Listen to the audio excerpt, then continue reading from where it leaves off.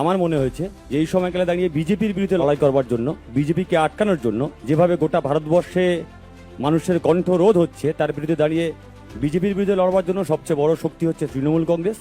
তাই আমি তৃণমূল কংগ্রেসের সঙ্গে এসছি, অভিষেক ব্যানার্জির সঙ্গে এসছি, মমতা ব্যানার্জির সঙ্গে এসছি।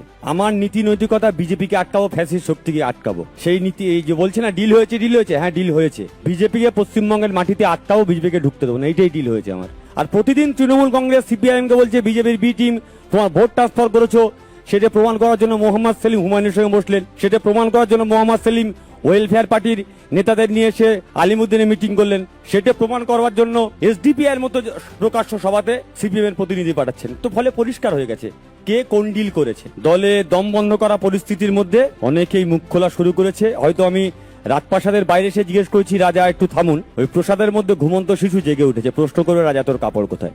আমি কোনো ব্যক্তি আক্রমণ করতে চাই না। আমার দলের অভ্যন্তরে যারা দম বন্ধ করেছিল, সেই দম বন্ধ অবস্থা থেকে আমি নিঃশ্বাস নিতে এসেছি।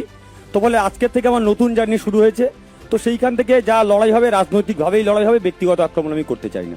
পিতা যদি সন্তানকে নিজেই গলা টিপে হত্যা করে আর তারপর চিৎকার করে বলে সন্তান হারানোর যন্ত্রণার কিছু বলার নেই। আমার সোকল পিতা, আপনি ভালো থাকবেন। আমি অনেকবার করে বলেছিলাম পিতা আমার সঙ্গে কথা বলুন, বাবা কথা বলুন, বাবা কথা বলেননি, দরজাও খোলেননি।